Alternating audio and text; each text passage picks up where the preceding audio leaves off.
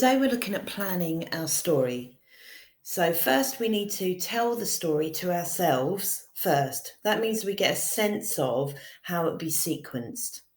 So there are four main areas to the story. There's the introduction, the build-up, the problem, the resolution and ending.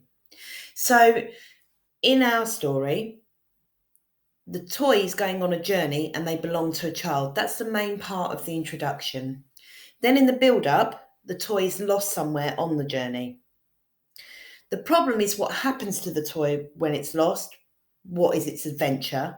The resolution and ending is that the toy is found and brought back home. So I had a look at planning the opening. So I used the character from my character description that we looked at. And if you remember, he's called Monty. So I've just given myself in my plan, it's not 4 sentences, but I've given myself a guide to what I need to write in this section. So I need to tell them that he's a bear and he's called Monty, and I need to describe him. I need to say that he belongs to Holly and describe her. I need the reader to know that originally she lives with her brother Harry and her mum and her dad. They're going on holiday on a large ship. The weather's calm, we're boarding the ship, everyone's excited. And then I've tried to plan for some language choices because sometimes I forget those when I start writing. So I've got clutching her hand, a fronted adverbial on the side of the dock. When I think about Monty, I've jotted down some adjectives I want to use for him: old, threadbare, button eyes, movable, joints. And for Holly, she's bright, enthusiastic, blonde hair. The build-up is that Holly wanted to go on the deck and the storm is coming, if you remember the model text. The deck is wet, she slips and drops Monty overboard. Now, in this story, he's going to fall into a rowing boat so that he can go on an adventure. Remember, your toy can have the exact same structure. So she's going to watch Monty fall into a small rowing boat in the water with a fisherman, so he's not on his own. And she's going to run back inside to get help. So there'll be sweeping rain without warning, frantically. All of these things I'm planning for in the language. I'm going to show you this next section, which is about the action. Now, in the action section of our story, it needs to be the main events, the things that the reader would be able to say happened in the story after the build-up.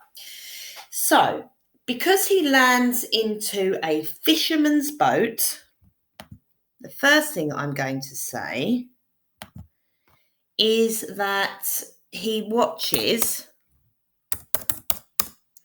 the fisherman catch fish. Now, that is why the fishermen are in the water. They're not there to collect Monty. They don't know that's going to happen. So there could be some lovely descriptive words about the strong smell of fish, about the fish wriggling and flopping. When they've caught that, they would obviously take the fish. So they're going to return to the dock. And it's most likely that Monty is given to the fisherman, fisherman's daughter, but I'm going to put she doesn't like him.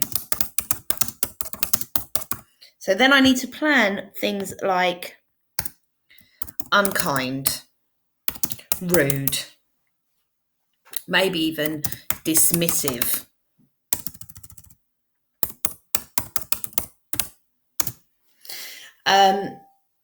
Yeah, she doesn't like him.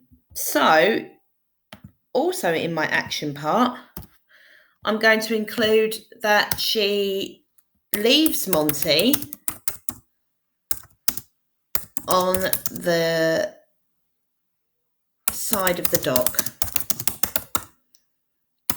And I put in the rain, so it's more sad. So he would be soaked, lost, sad. I think on the side of the dock, I think she's actually going to leave him on a bench. Because if he was on the floor, someone else might pick him up in the rain. There's a lot of action there, not too much. We don't want our toy going on so many adventures that we lose track of where he is. So he's got a kind of journey story. He lands in the boat, goes to the dock, given to the fisherman's daughter. She brings him back to the dock, which makes a nice link to the ending where Holly's going to find Monty at the dock, where the boat docks. He's left with a note and he's lying on a bench. Holly's ecstatic, obviously, and she holds tightly to Monty and promises to not let him go. So we've got relieved. That's how Holly would be feeling. Monty might be feeling forlorn. That's another word for kind of sad and down.